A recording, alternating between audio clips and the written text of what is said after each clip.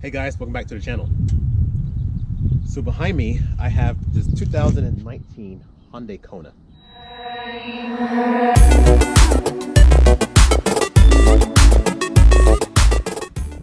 The first time I saw this car, I was thinking, what is this? Is it considered a crossover? Is it considered an SUV? And I guess there's a category for these types of cars. Would be a subcompact crossover SUV. So the competitors of this Hyundai Kona would be the Honda HR-V. I want to say the Toyota CHR and excuse me for the airplane. He's gonna fly around a couple more times, so I gotta keep going before he comes back again. So the competitors with this car will be the Honda HR-V, maybe the Toyota CHR, definitely the Nissan Kicks would be probably a good size to compete with this. But as far as a very bold design, I think obviously Hyundai wins, because this looks like something from a Transformers. But the size is perfect for someone that wants that sporty or five-seater that wants to, go around town. So I'm gonna walk around and we'll cover some of the exterior features and we'll go over into the interior. Very different. Let's walk around to the side.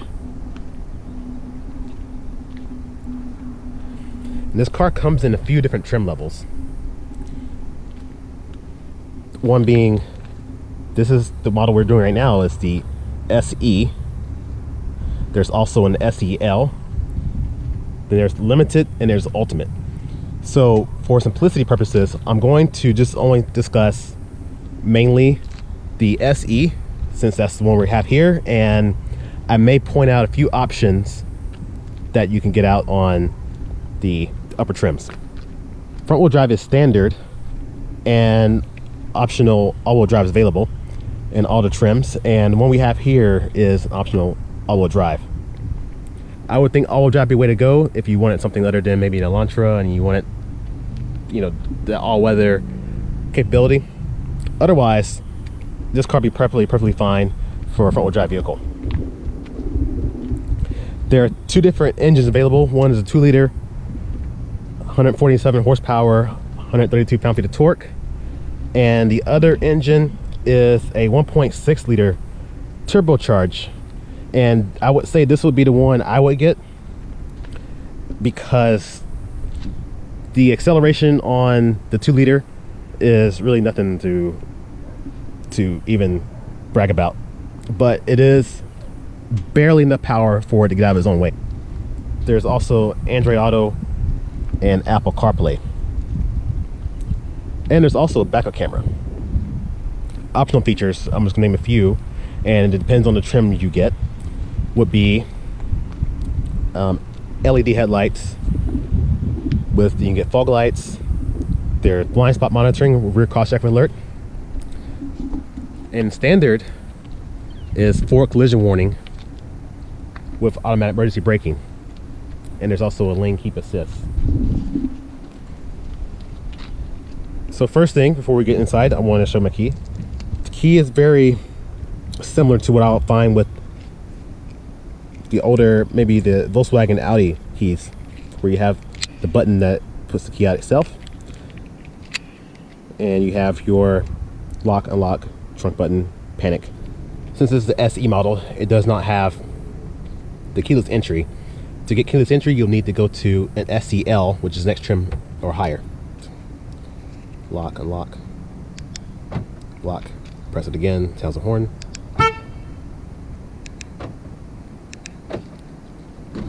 Press once, unlocks driver's door. A second press unlocks all four. So moving aside, you can see you have a few buttons here and a few buttons that looks like just, that was not a tray.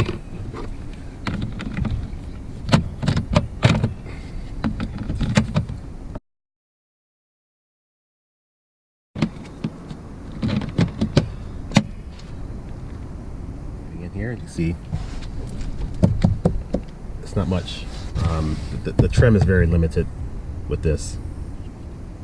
Very just hard plastic on the doors. You do have power windows, and then there's automatic down for the driver's side. Brightness for your gauges. This is your lane keep assist, traction control. Seats are cloth. Steering wheel is basically just hard rubber. Going up to, I said the SEL trim would give you probably a leather wrap steering wheel. And if we get inside, you can see you have just a basic climate control. And like I said, you go higher in trims, there is an available automatic climate control, navigation, all that. Have your cruise control settings here. Volume, telephone, it's got Bluetooth, automatic headlights. Like I said, this car does have Apple CarPlay, Android Auto. Glove box is damp, so it doesn't just fall. That is surprising, considering this is a base trim. And since this is an all-wheel drive model, this is you got a hill descent control as well as a center differential lock. So this lock basically will lock both front and rear axles together. Basically, if you were in a situation, maybe stuck in a parking space or trying to climb a hill or something, it just kind of basically forces the all-wheel drive system to engage instead of being more waiting for the wheels to slip. You have drive mode selector. You got 2 different drive modes. You have a sport and normal. USB port here, and actually 2 USB ports. 12-volt outlet, handbrake. You have 2 cup holders, and you have a small storage compartment up here. So cup holder, my tapered bottom, 30 ounce, fits in here, very snug. I can't think nothing better than this is going to fit in here. Moving up top,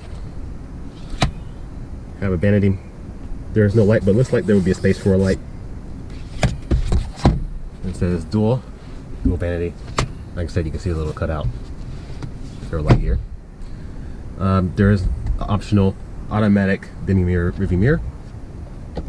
And one thing I'm surprised about that this has will be my sunglasses fit in here. Almost every car review, the sunglasses holder isn't actually holding sunglasses, but this actually does. So I'm impressed by that. All right, so let's get it started. Put the key. Since this doesn't have keyless entry, we put the key in ignition.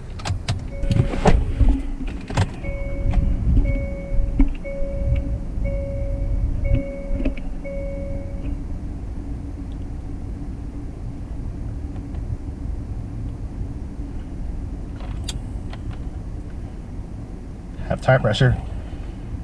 You can change your driver assistance functions here. You can choose how you want the horn confirmation. Basically, all your customizations can be done through here. You have the turn signal, 3 blinks.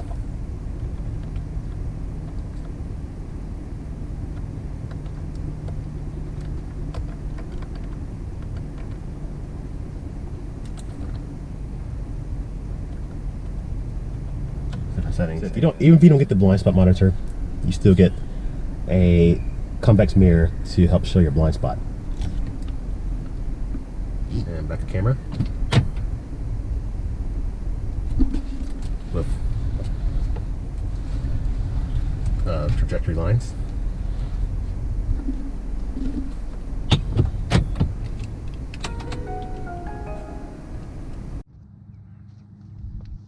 So seating in the front seat, for being a subcompact class, it doesn't feel like I'm driving a really tiny car.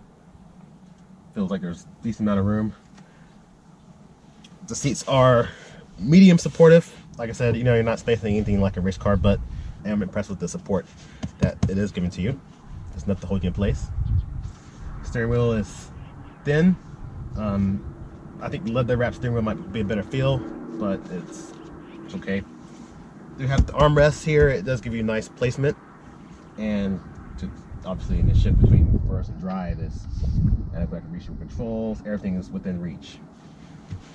Sitting behind my seat position, I'm 5'8", and it is, I can see where the compact comes from, because it is still a little tight back here. I'm gonna say it is less room than what's in my Civic.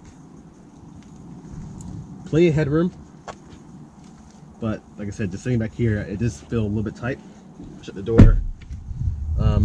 Tolerable, but as you can see, if someone's sitting back here just a little bit more, if they want a bigger driver, obviously your knees are gonna be hitting their seat. So just be mindful with the size of people that you're meeting that's driving the car. There's an armrest and two little cup holders here, and the hump is very minimal, considering that this is an all-wheel drive. So someone here can sit in the middle. And, well, their feet, they're going to share foot space on this one. It's not a power trunk, so, but very little effort to get it open. So we'll see how much luggage we can actually fit in here.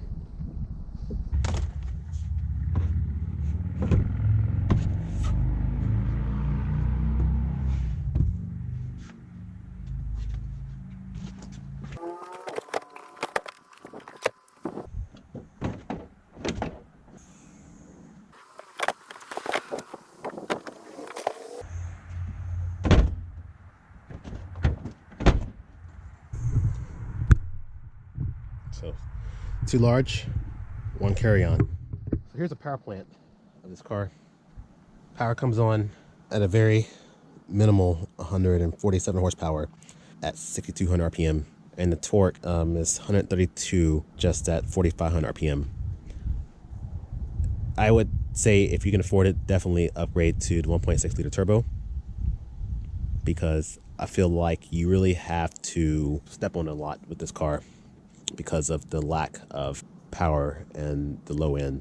It just seems like anytime you want to pass a car, it needs to be like 100% throttle just to get it to move. And I'm not just saying that because I'm used to quicker cars. I've driven other cars that were kind of like in this class. I just felt like this one was struggling a little more. It could be because it's all-wheel drive, or I think it's just the 0 to 60 time itself is just not that impressive, considering in today's class most of the competitors are using turbocharging. I mean, even the new Civics and everything else has switched over. Fuel mileage is 25 city, 30 highway. That is on regular fuel.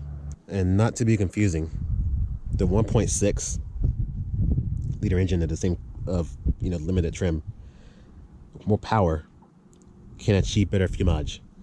So instead of the 25 mile per gallon, you're at 28 city, and I believe it's around 32 highway. And mainly because of a smaller engine, and by use of turbocharging, is get more power. So you're going to get 195 pound-feet of torque at just 1,500 RPM and 175 horsepower. So that's a big difference, considering 132 at 45 versus a 195 at 1,500. I mean, it makes the car much more usable, especially in the city or out here in California, where it's going to be, a car that can be kind of like used, especially getting in and out of traffic. I think that engine would probably be perfect.